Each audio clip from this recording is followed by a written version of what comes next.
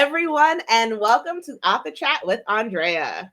I'm your host, AndreaRoseWashington, and I am an indie author of Adelathea, the Alindo series, Almatree's Magic, and my favorite book, Journal.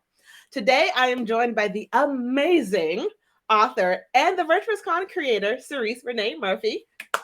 She is the author of the Order of the Seers Trilogy, Between Two Seas, the Wolf Queen duology, and so many more. So welcome, Cerece, and thank you for agreeing to be my Valentine's date today. Thank you so much for having me. Oh, let's toast. Let's toast. Oh, Happy Valentine's Day, happy my dear. Valentine's Day. There you go. Oh man, I'm so happy to be here. Hello, everybody. Guys, if you have not read her work, if you have not met her, if you have just not felt her presence, you guys are in for a treat today because Cerece is a force without even having to try to be.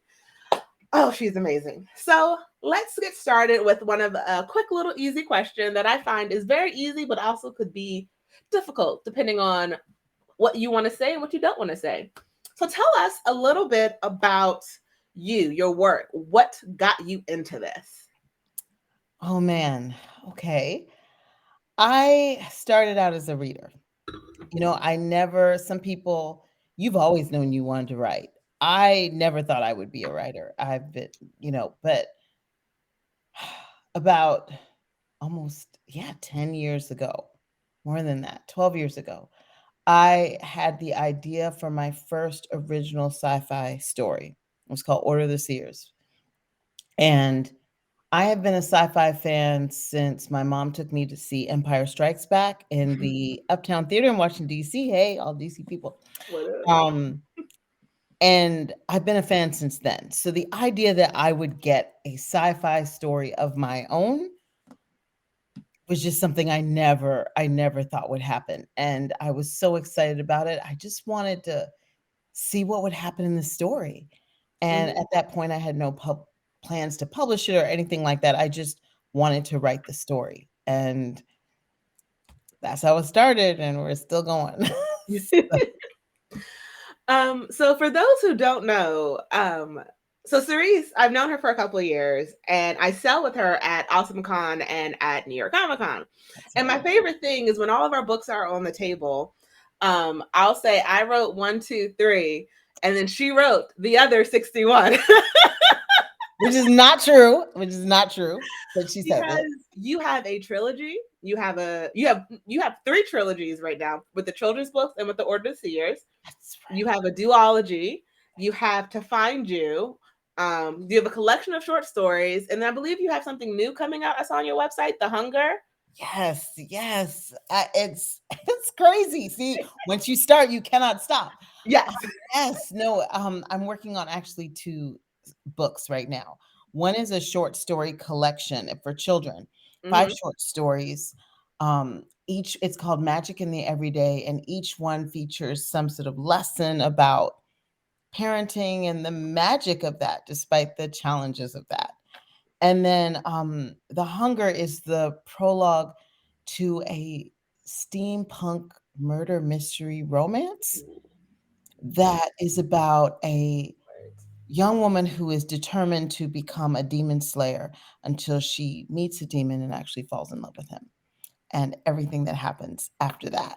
So I am in the long process of writing that because I'm not a quick writer, but the prologue is sort of where that story kind of begins. Yeah. Well, I just want you to know that I think I own almost all of your books anyway, so I think this is already going to go on my wish list to buy list because I'm already going to be very excited for you. Thank you so much.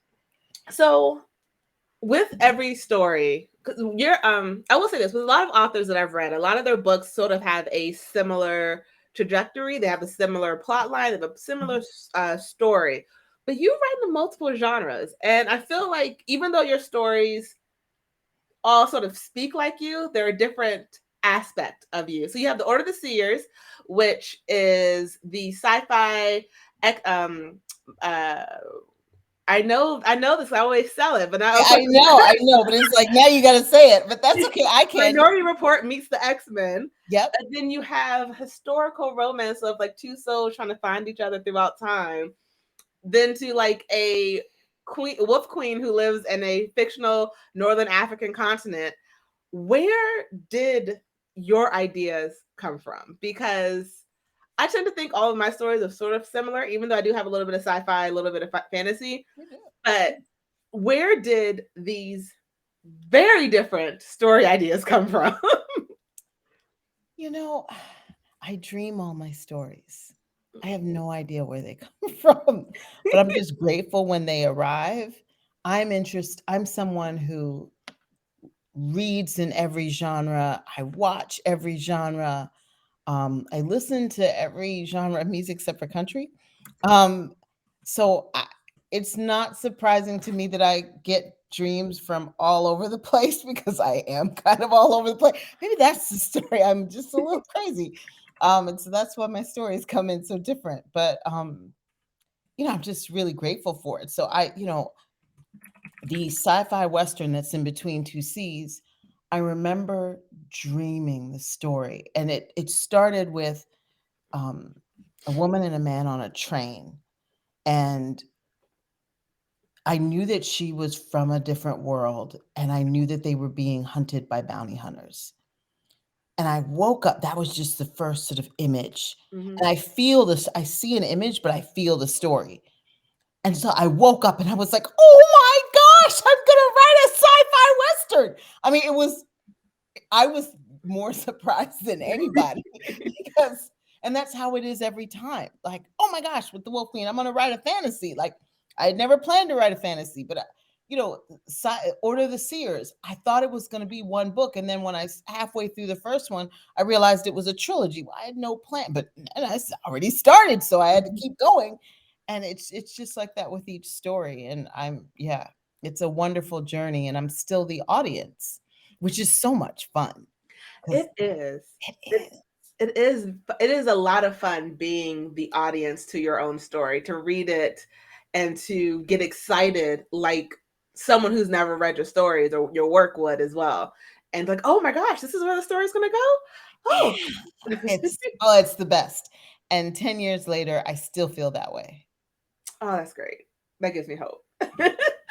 So, what is your writing process like? Because I know every author is different. I know some authors who every morning, 8 a.m. to 9 a.m., they're writing uninterrupted, or 4 a.m. to 5 a.m., or like every day they have their set time and they can hold in all their thoughts until that time. And then you have me who's like, 5 minutes. Let me get as many words down as I can. And that's 5 minutes. What is your writing process like? Wherever I can, however I can. That is basically it. I mean, when I started out, our son was 3.5, and our daughter was not yet born. Shortly after, certainly by the time I decided that I was going to publish Order of the Seers, she was the babe, she would just come. And it was absolutely crazy. I mean, I was exhausted all the time, but because of how I start my stories, I still was able to finish them because I start out with a story outline. And this is something I learned from a writer who I admired in fan fiction, which I'm a huge fan of. And I just admired these people who were writing these stories. I mean, they go on for like years for no other reason than they love the story. They have full-time jobs, they have families, all kinds of duties. And one of the things one of my favorite authors said was she started out with a story outline and a chapter outline. That way it gave her a roadmap. And that has been, if there's one single thing that has allowed me to continue writing, regardless of what's going on, because I didn't have a schedule. Sometimes if I'd been up all night, I'm not getting up at 8 a.m., and all of that. Was having the story outline and the chapter outline, because they gave me the roadmap for what would happen with the story. It allowed me to think about the story and complete the story in my head before I ever wrote it. And that was so important because by the time I get a chance to write, oftentimes I'd be exhausted. And if I had to figure out what I was going to write at the moment where I got a chance to write, it would never happen. Like I just could not do both of those things. Mm-hmm. And so the story outline told me what was going to happen, and the chapter outline tells me the order in which it happens, and it establishes the beats and the tension in each chapter. That is the reason why someone needs to flip from one chapter to another, because you should never assume that. You have to give them a reason to want to Mm-hmm. continue your story in each chapter. And because of that, so that more than time or date or whatever is my writing process, is starting with a story outline and then getting that chapter outline. So whenever I can write, I'm never wondering what I'm going to write. I look at the chapter outline, it tells me this is happening in this chapter. And I go, okay. And then at that point, I become the audience again. I'm just opening my mind to the characters. How does it happen? Because the what happens, at this one, somebody needs to kill someone. Mm-hmm. Okay. But how does that happen? That's always like a surprise and the magic. And it's just wonderful because I give over to inspiration and then my exhaustion sort of falls away as I'm in this story. And that is really wonderful. So yeah. That is an amazing answer. And I feel like you've told me this before. And I feel like I used to do this when I would like with Adelathea, I did that. Because I was in college full time Yeah. writing that. And that's how long ago I wrote that. And before I published it, like it was years in between. And I did that. And I think I don't know what it's like. It's nice to always hear another author say do the outline, because like you think, oh, I have everything in my head, I have a couple books under my belt, I don't need to do an outline, I can just go at it. But no, it's always nice to hear what you think is supposed to be correct. It's like, oh yeah, no, go ahead, do the outline, do the chapter outline. And I love that you got the idea from fan fiction. For this is a side note, people, but for me, if I ever see one of my books on AO3 and someone wrote a fan fiction of it, I just want y'all to know that's when I know I made it. I'm going to die and go to heaven at that Basically, point. basically, like that is the mark. That is the mark that somebody like, makes fan fiction of your fiction. That's like amazing. I may have checked periodically. I haven't seen anything yet, but like when I do, It's just coming. know I'm going to share it to everyone. Yep. There you go. Absolutely. Oh, and wait, the other thing I do is write by hand, which is maybe people think it's depending on you, the person, it Mm-hmm. might be super inefficient. But for me, like you, I don't know when I'm going to be able to write. So I would have a notebook and paper and pencil with me everywhere, or pen, and I would just write down like on anything, Mm-hmm. so that I didn't have to wait till I was near my computer to write. And I have notebooks and I write longhand, and I actually write faster longhand than I do on a computer. So it works So out it's for me. really interesting you said that, because I also write better handwritten, and I always hated the fact that I would then have to go and type it after I handwrite. So I would try to ignore the handwriting process to be a little bit more efficient, and that just wasn't going to work. So I just bought a Remarkable tablet, Yes, I heard. and Is it giving you I life? it is giving me life because I can just take notes on multiple stories all on the same notebook, and I Yep. just go to a different folder. And like, because I recently moved rooms, and the amount of notebooks that I have, I was like, oh, I need a better way of doing this. So I like that you write long ways as well. Yeah. I do too. See, Yay. you taught See? me it was a good idea. Here you go. Um, so what was your favorite book to write? Or not favorite book. What was your most fun book to write? Because like for me, it was Almond Tree's Magic. Setting that world in DC was the most fun. What was that book for you that you wrote? That's interesting. It's probably To Find You. Okay. Because I just finished writing the third book in the Order of the Seers Trilogy, which is very intense. And I Mm-hmm. remember editing the third book and crying and like, I need a romance. I need something with no superpowers where it all works out well in the end.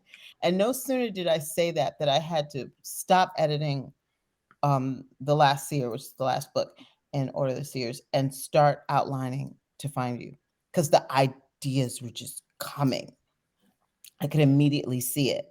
And it was fun because it's 4 time periods, and the last one's a futuristic Washington, DC. And that was fun because it's all my neighborhood, where I grew Mhm. up, places that I love in DC. So that was really a lot of fun. Writing the first Alice in the Magic Mirror book with my son was also really fun.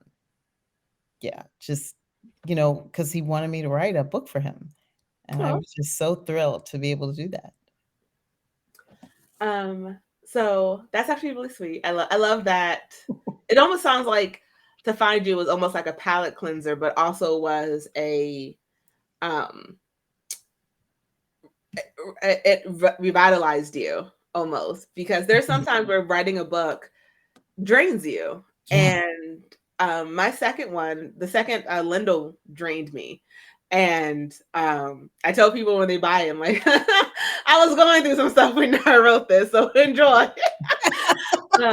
And it's almost like I got a new book idea that I'm not going to finish yet because I have to get the second Almond Tree's Magic out. But Yes, that you one was do. my palate cleanser after a Lindell too, because it was Yeah. like, this is such a heavy topic.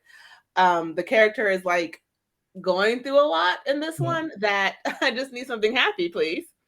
Yeah. No, absolutely. Normally, short stories do that for me. I will almost always write a short story in between books, and that sort of, yeah, is a palate cleanser for me. And oh, hey, Sharice. Hello, thank you for And joining.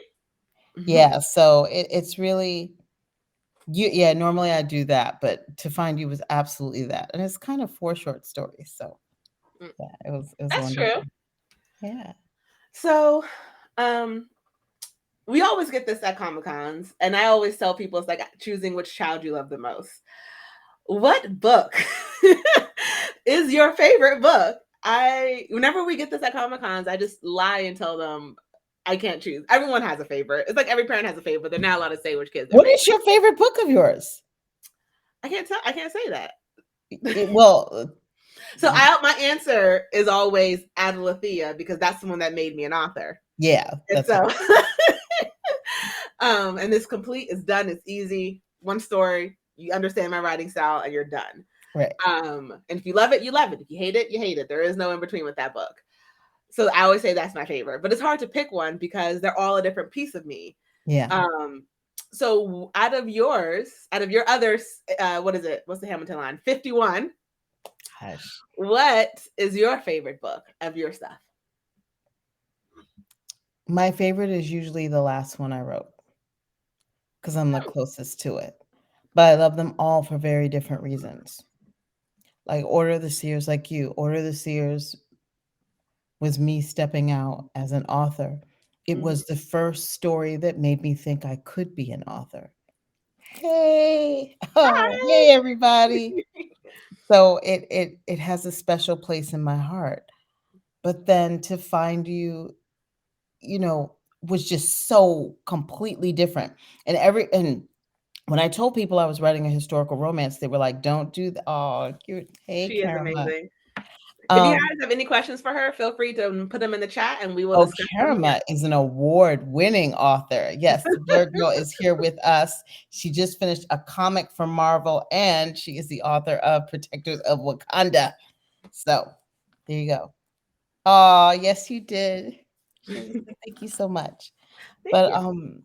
yeah, To Find You, when I told people I was writing it, they were just like, "Oh, you shouldn't do that. You're writing sci-fi, and that's what you should stick with." And I didn't that's the beauty of being an independent creator. You just do Mhm. whatever you want. You know what I Mhm. mean? Yes. And and so I wasn't worried about it. I was like, "You're either gonna love this book or you're not, but like you can, see you next time." So I loved that because it kind of established that I was gonna do what I wanted to do, Mhm. writing the children's book. So basically, I'm not answering your question, but I'm telling you why I love all the books. The children's book. Every time I see it, I see this wonderful opportunity to work with my son, but I also see the opportunity to hand Black children and all children really a book about Black children that is not mad, bad, or sad. Yeah. And I love Yeah. that. And I love the joy in it. I love the, the Mhm. childlike wonder in it, because that's what every child deserves. And so I loved the book for that. The Wolf Queen was such a journey, It was is. such a journey internally and externally, and really represents a lot of questions that I had about the place of women in the world, Mhm. and how the most powerful beings on the planet got to be so maligned, got to be so subjugated. And I I really wanted to explore that. And I got to do that in The Wolf Queen in a way that was completely fantastic and wonderful for me. And then Between Two Seas was a collection of short stories. Again, like I said, I usually write a short story, but Mhm. I had all these short stories and I thought I could smush them all together and make a collection. And I think with each book, you get better as a Yeah. writer. And when I finished Between Two Seas, I thought, wow, I really moved forward in my writing. And I was really honored by that. So going off of that, because again, it is a very hard question when people ask which one of your books is your favorite, because as you just explained, they each hold a different and important part in your soul, in your heart, because they all represent a different part. They all tell a Yeah, different story that's very important to be told. So if you had to give someone a book of yours to introduce them to you, if they've never read anything from you and this is their chance, for me it's Adalathea, because it's a standalone and it's like, yeah, look, you can either you like the story, you like the yeah, way I write, or you don't. yeah. um and you can find out in one book. What is that for you? Which book is that for you, so people who are listening or who may watch later down the road can pick that up and get to know you? Oh man, Between Two Seas, absolutely. It's four different stories, four different genres, and you just get to, yeah, you absolutely understand my writing style. You absolutely understand that I will literally take you from a murderous fairy fantasy to a sci-fi western with no problems at all. You know what I mean? And so, yeah. I do have to say, side note again, whenever I tell anyone what Between Two Seasons, in person, and it's like everything from a murderous fairy fantasy to a sci-fi western, and they're just like, "What? Those don't go together." And I was like, "But they do in this book." That's right. That's right. And even if they don't, I don't care. Exactly. Exactly. You're about to read it today.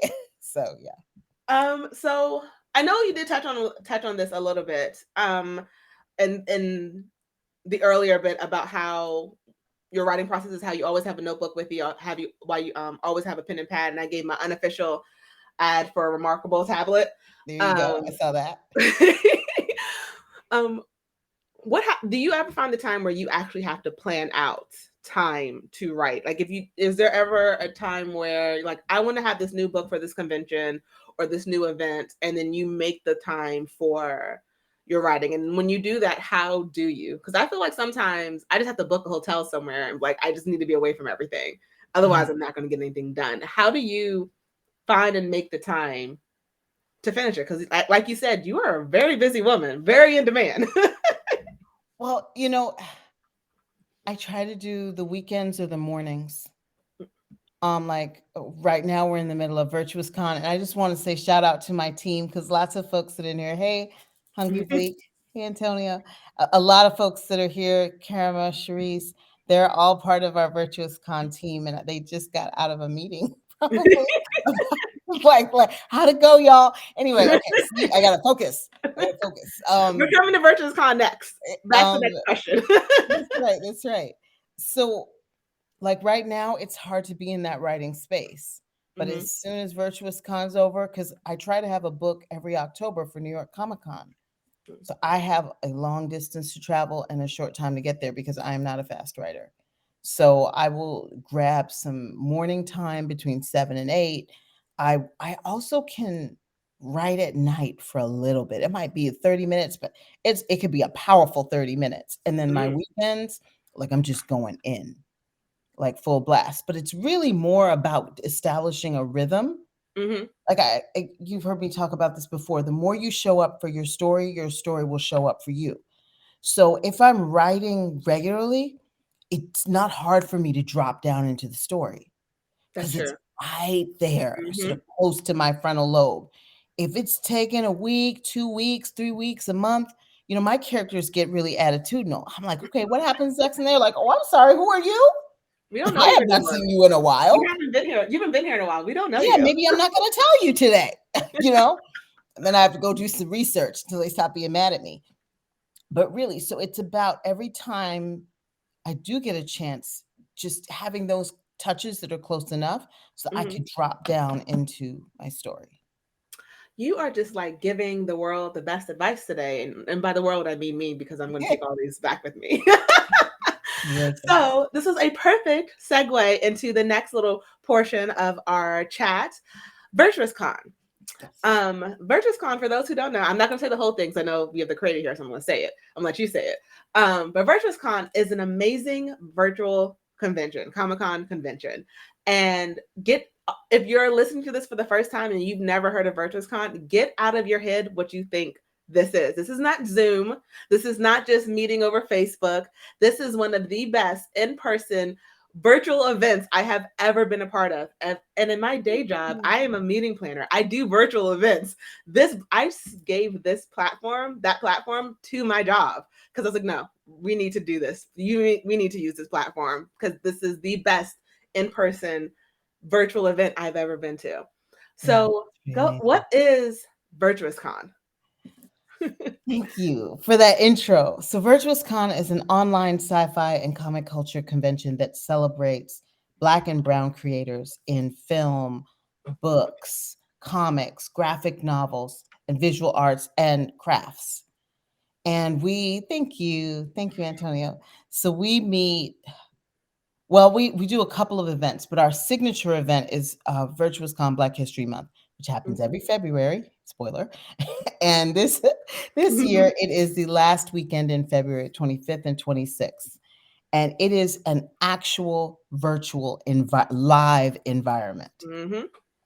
where you can go into the vendor floor show, which this year features floor 4 floors and 35 vendors.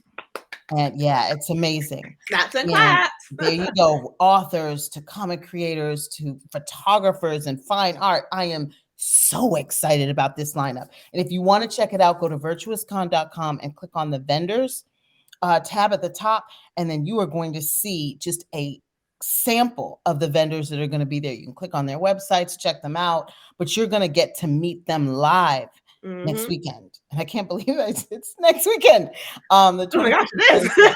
I know, it's kind of like, whoo! Anyway, so you're going to get to meet them live and interact with them and ask them questions just like we're talking now. Mm-hmm. But you also, in addition to that, you also have the virtual booth where they have created displays of their work that you can click on while you're talking to them and looking Yep. them in the eye, asking them questions about, oh, well, what is, tell me about this comic or tell me about this book or how did you make this, art, whatever. And actually buy directly from them just like you would at a convention. Mm-hmm. Started with a beta launch in 2020 with just 15 vendors and like one panel and just sort of testing the idea. And then we launched with this amazing team that's all up in this chat. And Hello. February 2021 was our first big Virtuous Con Black History Month. And it was just amazing.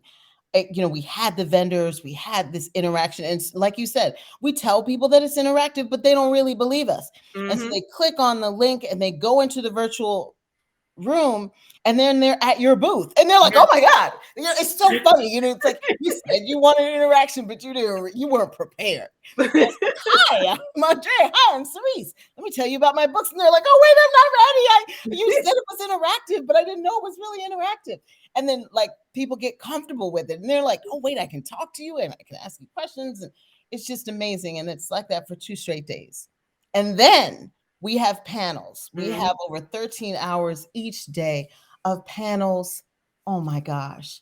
Anime, animation. We're talking virtual reality. We're talking games. We're talking like, and all Black and Brown leaders in their genre, in their industry, in their art form that are just sharing their wisdom and their joy of their art with us for 2 straight days. And I'm so honored. I'm so honored to be a part of this wonderful experience that has just morphed way beyond what I ever thought it would be. And that's because of the team that I have that puts their heart and soul and a little bit of blood, be real, into, and some tears too, into creating such a unique celebration of Black and Brown independent creators. So that is what Virtuous Con is. Like, it's because I've been at, I think, every Virtuous Con except for I think one. And I was a guest at that one. Yep. And I was there for the pre-launch, for like the sort of beta launch. Yeah, the 50. That's right. You were one of the 15. And I did not know what to expect because, as I said, in my day job at the time, I was a meeting planner, and this was very much, I had been using other platforms for conventions and trade shows, and I was never really happy with anything I saw. It was all just pre-recorded Zoom and like us in the chat box. And then you showed us this amazing company, and I was like, oh, okay, I think this could work. And Cerece, we have a question in the chat for you. They would like to know what you are drinking. You know that this is not grape juice, Karama. Don't play with me. We're on a date. We're having our wine. We are on a that's right. We are on a Valentine's Day date, and this is some sangria, because you know I can't handle anything more than that. But I am feeling very adult this evening, Karama. Thank you very much. But it is an experience that you don't think you're going to have until you're there on site, until you can click into a trade show. And one thing I love about it is I can put a video up on my booth, and it's like, you know what? Okay, I'm away for a moment. Let me put this video up so people know, like, I can still talk to them and they can still have all the access. Right. Versus if you're at an actual in-person con, you walk away, you don't make anything while you're gone. You don't get to talk to anyone while you're gone. People don't really get to look through your stuff while you're gone. You have created such an amazing platform to be so accessible, to be so diverse, to be so user friendly. It's just amazing. Once you get in there, yeah, people think, oh my gosh, and then all I have to do is double click to move from table to table. It's all right there with you on your couch. Mm-hmm. You know, there was actually someone there at work. Yes, and they were paused when their coworker came into the office. I know. I was like, what are you doing over there? Nothing. Actually, tell them you're at Virtuous Con. It's just wonderful, and it enables us to have folks from all over the world. Mm-hmm. You know, we've had folks from Barbados, we've had folks from Australia come who would never be able to take part in an event in the U.S. normally, but they can come from the comfort of their living room and interact and meet these amazing artists and be inspired, which is really what we're trying to do, is create an event that inspires. You are doing that. That's not what you're trying to do. That is what you are doing. Doing it. You're doing it. That is what you and your team are doing over at Virtuous Con, because I've been to so many different conventions in the short time I've started doing them. And Virtuous Con is probably my most favorite. It's the one where I can, because even with talking to someone face to face and talking to our fans and other creators, it's the one time where we really get to talk to other creators and have meaningful conversations while we're here, because it is very hard to get a lot of people on the same schedule in this industry, especially when we're doing everything ourselves plus a full-time job. And with Virtuous Con, I know me and a couple authors, we love it just because we get to connect. Like, this is the only time we get to talk. Oh, that's wonderful. I remember our first beta launch, and this is when I really knew. I mean, people were excited and they were, clicking and buying things. And then we had like 15 minutes left. Mm-hmm. And all the artists start running to each other's booth, like opening up tabs and like trying to get each other's stuff. And I was like, oh my gosh, it's just like a real convention. Because for all of you guys who don't know, we are not just artists, we are fans first, and we are fans of each other. And it's so hard to get out of your booth to go and see someone's new stuff, which you absolutely want to support. So it was just so funny. That last 15 minutes, we were all like clicking, and it was just trying to And you can see everyone's icon move. Here, moving. we're at Yeah, this table. Now we're at this table. Now we're at this table. Oh, on a different floor now. yeah. It was wonderful. And yes, we have virtual floors, so 4 of them. So you can click at the top and move and navigate between them with ease. And it's also, it has a really nice chat feature as well. Yeah. That people can like post in throughout the day. It's like, oh, hey, if you haven't been to the 3rd floor, come check us out. We Yep. have X, Y, and Z. And I like that feature because when you're in person at a convention, you're sort of at the mercy of how long you can stand and the people you're with and who's around what. Right. And so sometimes there are booths that I've wanted to get to. There was a coffee booth that I really wanted to get I to. remember that coffee booth. And I just could not get over there. And by the time I finally had a chance to get over there, they were sold out. And I may have screamed. I was like, sadly, and cried and had tears because I wanted that coffee so badly. She did. She was not happy. But like with this convention, I can just take a quick 5 minutes and click one floor up and go to that booth. And versus, okay, well, I'm going to try and go for lunch. We're going to have like a quick little 5-minute break. Okay, I'm going to run and get some. And nope, I can't go because people are coming back. All right, I got to come back. Let me go. Let me stay here. And then you still get everything signed because people can still ship everything that you buy from their website still signed. Absolutely. And I tell them it's better than a convention because you don't have to carry any of this home. You don't have to carry any of it. That's right. Whatever inventory you've got in your house for vendors, whatever, you know, inventory you've got in your house, that's what you sell. You can order just what you need. You don't have the upfront costs of having to be in person. You don't, for attendees and fans, you don't have the upfront costs of having to travel, you know, and park your car and this, that, and the other. And like you said, if you, all the vendors through the chat function where people can post their links and tell you what they're selling and what floor they're on. You literally can reach everybody in our virtual space in a very convenient way. Even from your kitchen. And I love that. Yes, because I will be making my Nespresso coffee, iced coffee in the morning. And like, you know what? I need a refill. Let's go make a coffee with me while we talk about my book. There you go. Absolutely. Absolutely. So thank you so much. Thank you. No problem, because I love Virtuous Con. It is my favorite con of the year. Don't tell the others. So as we are coming to the end, I have a question that I ask every person that I have on every author and creator that I have on Author Chat. What is at conventions, people always ask, what advice do you have for other authors? And that's sometimes a hard question to ask because I always say, what works for me may not work for you. And I don't want to give you my story and then you try it and it doesn't work for you and you say, and it, like, you're upset. And that's my biggest fear of saying, oh, this is what I did. Well, that didn't work for me. I apologize. You asked my advice. I gave you. So I sort of flipped that question. If you could go back to yourself 12 years ago, you said that was when you wrote your first book. Yeah. What is the advice you would give yourself 12 years ago? From what you know now? The most important advice is probably the advice that someone gave me that I hold, that I tell everybody because it's absolutely the most important piece of advice I've gotten. Believe in your story. Everyone might not like your story.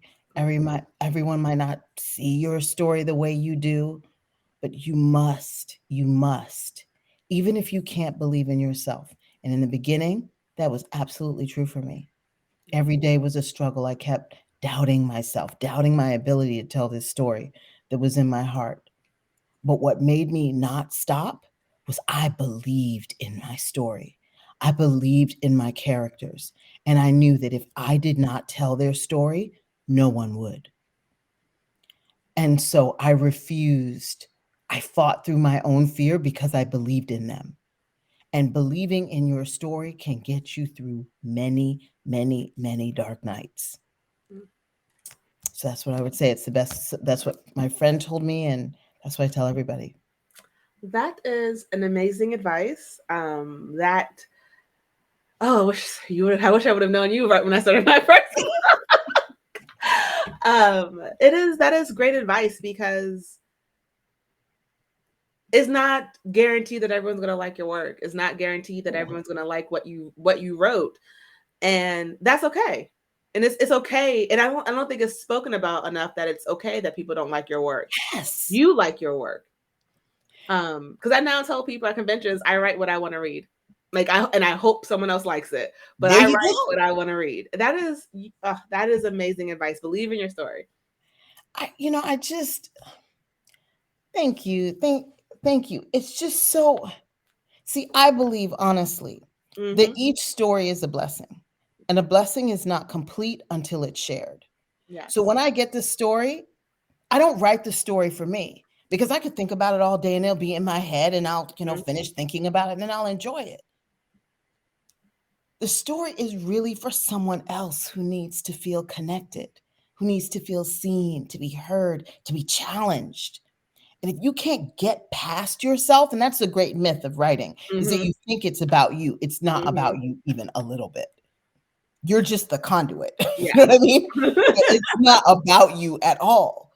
It's about that person that needs to hold that book and feel inspired, feel seen, feel heard, feel whatever. And just think about your favorite book.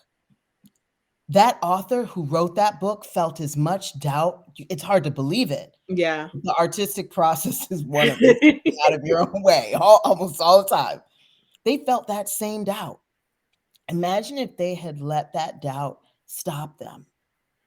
That wouldn't be your favorite book. It teaches you, helps you see yourself, helps to give you courage. It's hard to believe that your work may be that for someone, but the truth is you don't know that, and you can't know that. And I think we're not supposed to. For artists, it's a journey of faith and commitment to the craft and the story. And that is our job. After that, you give it to the world and you see what happens. But your work is done. Yeah. Go on to the next thing that brings you joy. And so it's two-part, but we conflate them in the industry. Like they're the same thing, and they're actually not. And it's okay. Every person isn't for everybody. I am definitely, my team will tell you, I am not for everyone. You know it. I'm not for everyone. And that's okay. We're not looking for everyone. We're looking for the person who needs your story, the person who needs your art. That's all you need. Well, I don't think I have anything to add after that amazing little sermon right there. You are an amazing author and creator.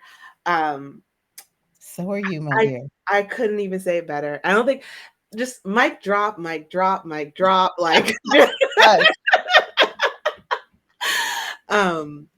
so I want to, that's all the time that we have tonight. And I just want to, I'm still like in awe of what you just said. I'm still back. I'm going to reflect on that tonight. But I want to thank again Cerece for joining me tonight.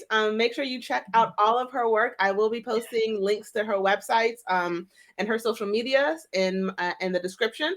So if you are watching this live on Twitch or Facebook or Twitter, please follow me on any socials, and I will be posting the information. This will be uploaded to YouTube by the end of this week. It'll be on Spotify this Friday, and everything, the audio, not the video. And once again, thank you, Cerece, for agreeing to be my Valentine's date. Thank you so much for having me. And thank you, everybody, for coming. See you at Virtuous Con next weekend. Tickets are only $10. I should say that. Yes. I'm Andrea Rose Washington, and I will see you next time. Bye.